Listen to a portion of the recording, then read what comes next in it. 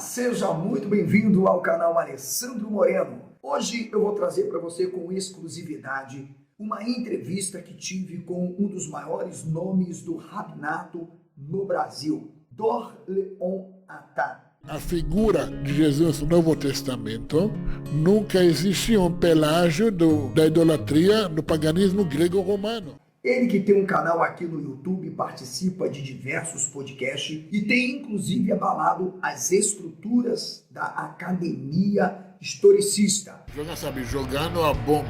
O Jesus, Novo Testamento, nunca sequer existiu. Há uma compatibilidade entre cristianismo e judaísmo, entre o Jesus dos evangelhos e o Messias prometido? Eu espero que você goste deste conteúdo, desta entrevista com exclusividade, para você que chegou aqui ao canal e não assistiu ainda, com exclusividade comigo, Alessandro Moreno.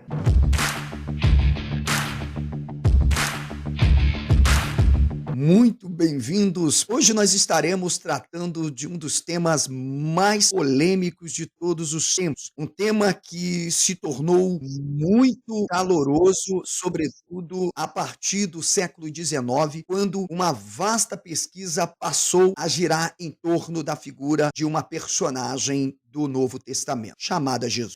Para quem acha que foram os ateus, agnósticos e religiosos, ou até mesmo judeus, que procuraram desenvolver uma pesquisa histórico-crítica, teológica ou não sobre esta personagem, estão absolutamente enganados, porque afinal, a figura nunca, absolutamente nunca, teve qualquer, pode-se dizer, parecença ou interesse da ortodoxia judaica. Antes, pelo contrário, sempre foi dado um olhar tanto crítico sobre esta personagem criada absolutamente ali no primeiro século. A não existência como hipótese de Jesus ou a pretensa hipótese de um Jesus histórico não é absolutamente uma pesquisa abarcada por judeus ortodoxos, traditiva, ou mesmo por céticos, então nós teremos que responder. Afinal, quem é esta figura? Existiu de fato um homem ali no primeiro século que cumpriu as escrituras, aquilo que foi propriamente predito, supostamente, por profetas? O que a Tanar, em suas sessões como Torá, Nevi'im e Ketuvim, realmente fala sobre um tipo de Messias? Seria este Jesus, ou o que passou a denominar também como Mashiach, realmente uma figura histórica e, portanto, que cumpriu as escrituras? Para responder estas e outras questões, hoje eu estou recebendo em nosso canal um dos pioneiros aqui na plataforma YouTube, que eu posso, assim, de forma bem popular, dizer que ele tem sido um revolucionário no sentido de desconstruir as mentiras do cristianismo, sobretudo do cristianismo numa roupagem romanizada. Eu conheci o Dor no sentido não pessoal diretamente, mas quando eu estava dando meus primeiros passos ainda lá no Instituto Professor Moshe Gitlin, e ele já começava na época de Hangout, publicar seus vídeos, fazer os seus trabalhos. E interessante que esse que já está aí aparecendo para você, o Rabino Dor Leon, que dispensa comentário, dispensa apresentação do seu currículo, porque você poderá ter acesso. Eu digo hoje, de todos que a gente tem visto nas redes sociais, sobretudo no YouTube, o Dor já se tornou um emblema nacional da tradição aqui no Brasil. Dor Leon, seja muito bem-vindo ao canal. Obrigado por atender ao meu convite, o meu pedido. Aqui também reitero as recomendações do nosso amigo Emanuel, conhecido como Scania, lá do canal Multiversal Flaviana. Fique à vontade e seja muito bem-vindo. Obrigado, José. Obrigado. Aliás, esse live já estava demorando demais. A gente combinou já ano passado, mas é a vida que estava no meio, mas que bom, finalmente a gente consegue. Eu acredito que seja, eu espero também que seja o primeiro de muitos. E a gente falou offline que tinha muita coisa que a gente podemos contribuir, discutir, conversar. É muito, muito gratificante estar aqui. Obrigado pela recepção, pelo convite. E bora, temos muita coisa para falar hoje. Que bom, que bom. Então nós vamos dar prioridade, evidentemente, ao Dor, que é o nosso convidado, que vai nos enriquecer. Dor, é o seguinte, é como diz aqui no meu carioquês, que eu sei que você já conhece a ginga carioquês. Eu vou driblar e vou jogar a bola lá na área, e aí é contigo. Veja só, eu falei aqui no início que existe uma vasta pesquisa, seja histórico-teológica ou histórico-crítica, sobre essa figura de Jesus. Mas a principal é a construção teológica, primeiramente. Há alguns movimentos, sejam eles cristãos ou ditos messiânicos nazarenos, afirmam que este Jesus é uma figura real, ele é um Messias que cumpriu, inclusive, as Escrituras. E eles usam todos os tipos de passagens que você possa imaginar do Antigo Testamento, seja na Torá, seja nos profetas ou nos escritos, para dizerem que ele foi o Messias prometido e não apenas que existiu. Diante da vasta pesquisa que você tem, eu acompanho o seu canal, como você poderia já nos introduzir essa abordagem, este tema? Tanto o Targum de Onkelos como o Pseudo Yonatan, quando eles traduzem Bereshit 49, né, 10 ali, o texto que fala sobre o cetro, né, de Judá, e não se arredará de Judá, o legislador de seus pés, e em que aparece ali a palavra Shiló, eles acabam traduzindo, existem essas traduções, como uma alusão ao Mashiach. E alguns tentam dizer que foi o próprio Jesus. São várias camadas a ter que ser abordadas e explicadas. Primeira coisa, o conceito de Mashiach, okay? Messias, na verdade, Messias não é a tradução de Mashiach, ok? Mashiach significa ungido, ok? O conceito de um rei Mashiach, ok? É um conceito absolutamente judaico, originado no mundo judaico. E agora, se você vai ver as escrituras, a palavra Mashiach aparece mais de 30 vezes na Torá, e a maioria das vezes no Levítico, referindo os utensílios do templo, aos que foram ungidos. Okay? Agora, o processo, a cerimônia de unção, okay? Uma cerimônia onde você consagra alguma atafeto, alguma pessoa a um certo papel. Os sacerdotes também, o Aarón e os filhos dele também foram ungidos. Então, são Messias? Não, são sacerdotes que foram ungidos para tal serviço sagrado no templo. Aonde Jesus foi chamado de Shiló, por exemplo, aonde Jesus foi chamado de Emmanuel, aonde Jesus foi chamado de Yeshua. Me mostra no Novo Testamento, nos seus livros, não nas minhas. Agora, coisa importante, se você vai pegar trechos talmúdicos, a gente encontra no Talmud, tanto no Sotá, no Gitin, no Sanedrim, nós encontramos uma história sobre um dos líderes do povo chamado Yoshua ben Parchia, que é um dos maiores sábios da época pós-Macabeus. Começou Macabeus aí cerca de 100 e poucos anos antes da Era Comum. E tinha uma confusão lá entre o Sanedrim e o rei, e tinha que fugir para o Egito. Ele tinha um aluno. Esse aluno dele seria o próximo líder do povo. Só que esse aluno, okay, chutou o balde na linguagem brasileira. Ele começou a fazer idolatria. Com isso, okay, ele causou muitos problemas para o povo judeu. Okay? Como muitas outras ao longo da história, okay, que fizeram, chutaram o balde, causaram problemas para o povo judeu. Okay? Até hoje tem alguns judeus aí que fazem besteira, infelizmente. Okay? Mas o Talmud começa a relatar o que aconteceu com tal pessoa. Okay? Colocaram o nome dele como Yeshu. Yeshu significa esse acrônimo de que o nome dele será apagado. Okay? Tem algumas comentaristas que falam que o nome, na verdade, era Shimon. Então, o Yeshu é acrônimo. O que acontece? Como começou, assim, a criação da Igreja Católica, que foi fundada por grandes antissemitas,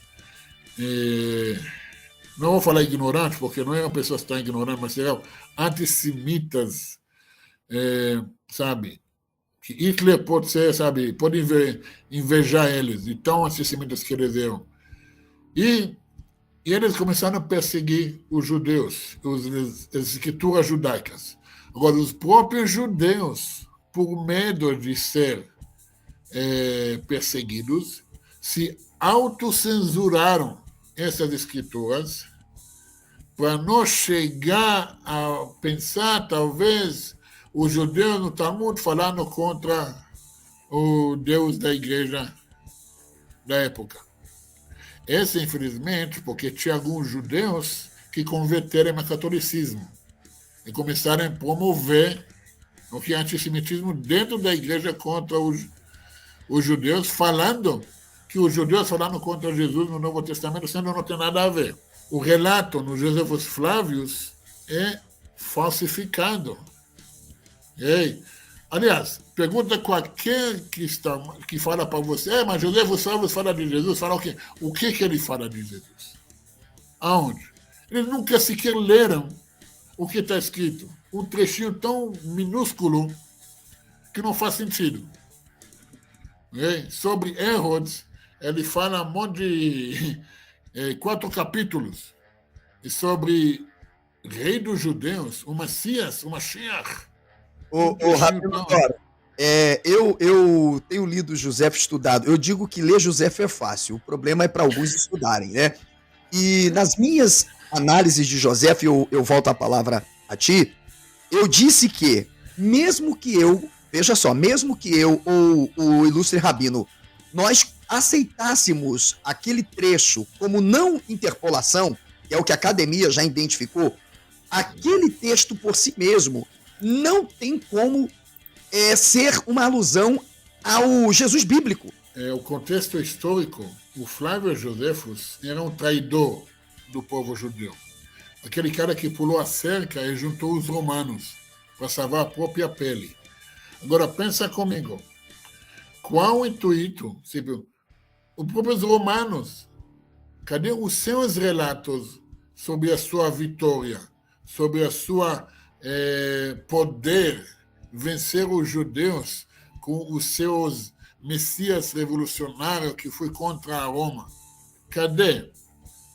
Tudo que os romanos fizeram, o próprio Titus montou uma arca em Roma para mostrar a vitória deles sobre a destruição do templo. Cadê os seus relatos? Não falando nem os judeus, cadê os seus relatos da sua vitória sobre o Filho de Deus? E toda a questão no mundo romano, na mitologia romana, é homem contra os deuses. É sempre um homem contra os deuses, contra os monstros, contra esses poderes. Não tinha paz nesse mundo da mitologia. Sempre briga entre o homem e os deuses. Então, cadê o relato romano da sua vitória, que vocês mataram o tal Filho de Deus? Odor, em relação aos evangelhos, e aqui nós vamos pegar, né, 2 grupos específicos que procuram interpretar o que eles chamam de Novo Testamento, Brit Hadashar, Bessarot, é tanto nome que eu nunca vi. E para eles, retrata absolutamente no compêndio chamado 4 Evangelhos, que na verdade, por si só, os 4 não concordam entre si em relação às próprias narrativas, mas tudo bem. Mas eles dizem que algumas passagens diretamente ou que foram citadas pelo escriba ou postas na boca da personagem de Jesus demonstram que ele cumpriu o que eles vão denominar de escrituras. Uma linguagem mais popular para as pessoas entenderem, o Antigo Testamento, numa linguagem mais judaica, a Tanar, porque eles conseguem ver Jesus até na Torá. Eles conseguem, eu não sei como esse pessoal consegue ver. Eles conseguem ver ele até no pau na chapa. Existe algum versículo, alguma passagem, não é dentro do contexto mesmo que a gente tenha do Novo Testamento. Olha, eles dizem que Jesus era o Nazareno. E aí fazem uma alusão que ele é da raiz de Jessé, pega lá o termo Netzer, que está empregado, e diz, porque... E aí inventaram até uma Nazaré, para dizer que ele era o Nazareno. Também dizem uma passagem, e do Egito chamei o meu filho. E essa é mais vergonhosa ainda. Eu queria que você pudesse nos trazer algumas abordagens, né, dessas exegeses que eles chamam, e nos esclarecer se tem fundamento, se realmente esse Jesus que foi delineado por uma aristocracia romana e judaica corrompida na pessoa de Flávio Joséfo, era, para mim, aqui no meu carioquês, a gente chama de picareta, né? No meu carioquês, um picareta. Como que o Rabino tem analisado essas passagens? O que nós podemos, a partir de agora, nesse desconstrucionismo, trazer?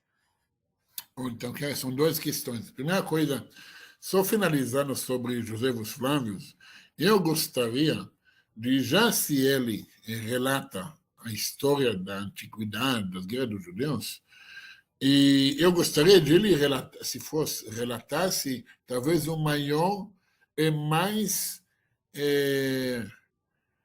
maravilhoso acontecimento relatado no Novo Testamento, maior do que a ressurreição de Jesus. Porque dizem que quando Jesus ressuscitou, todos os mortos de Jerusalém levantaram dos túmulos e marcharam para a cidade. E eu pergunto você, hoje em dia, se você vai ver os Walking Dead marcharam na Copacabana, você não vai ter vai ser um evento mais maravilhoso que existe. Mas se o Novo Testamento fala que aconteceu, eu quero saber aonde os relatos históricos daquele evento. Aí, de repente, esse sadístico chegou aí e falou: vocês querem o revolucionário ou o ladrão Barabas? O que vocês querem? Aham, ok. De novo, cadê esses relatos romanos? Cadê esses acontecimentos? Na tradição, a partir do reformismo, da construção ali, sadocita, sobretudo, né? Existiu em algum momento uma perspectiva da tradição de um Messias que morresse e ressuscitasse? Ou seja, um homem que ele viria, ele iria escafedesse e ao terceiro dia iria aparecer, sobretudo, para um monte de pessoas, aliás, não só isso. Ele ainda, existe alguma coisa que denote que esse Messias tão esperado, tão aludido, iria voltar numas nuvens e as pessoas iriam... Não só isso, não cumprir nada dos deveres que ele tem que fazer e na segunda vinda que vai fazer tudo. Ah, é? Entendeu? Então, essa, na verdade, é válido por praticamente qualquer judeu. Mas durante 4 anos, as mesmas autoridades rabínicas estavam junto com os zelotas. Porque na rebelião contra Roma. Até que chegou o ponto que a rixa, sabe? Agora, esse movimento dos zelotas continuou lutando, foi para Messadá, aí tem todos a história lá, que suicidaram, que outros pularam do muro, só para não entregar para os romanos. Agora, esses movimentos fanáticos, seus saduceus e seus, entre outros, ao longo da história do nosso povo, sabe, ela não existe mais. Quem iria chamar o menino era a mãe. Em singular também. Não eles. Né? No singular. Ben, Vekarat, Shmo. Veja só, e chamará, ou seja, e ela chamará o seu nome, aí vem a estrutura. Immanuel. Ou Agora seja, a pergunta, aonde Jesus foi chamado de Emmanuel? Inventaram um texto lá de Mateus, né? Pegaram e disseram que o profeta e outra, o texto ainda diz assim, Dora. Isso aí é você que tem que resolver, não sou eu, porque você é o judeu. O texto ainda diz assim, ó, e eis que a virgem conceberá e dará à luz um filho. E olha agora, a aberração ela é tão grande, eu quero aqui dizer que eu não estou com desrespeito a pastores, a teólogos, a exegetas, não. Eu quero mostrar o que o texto diz. Isso aqui é uma aberração de tradução, uma aberração exegética, porque ainda colocaram assim, e chamá-lo-ão. Gente, eu estou denunciando a versão em português, e não só em português, porque o inglês, interessante, Você chama o nome, sabe o que quer dizer? Sabe, não, eu falei já, pessoas aqui parece que não entenderam, gente. A palavra, os nomes em hebraico têm alusão, ok? Junto com o nome de Deus. Igual Yeshayahu, igual Elial, igual Michael, que é Michel, Michael, Deus grande, forte. Gabriel, o nome dos anjos também tem a ver com o poder, com nomes divinos, mas não que eles são, não que a pessoa é um Deus.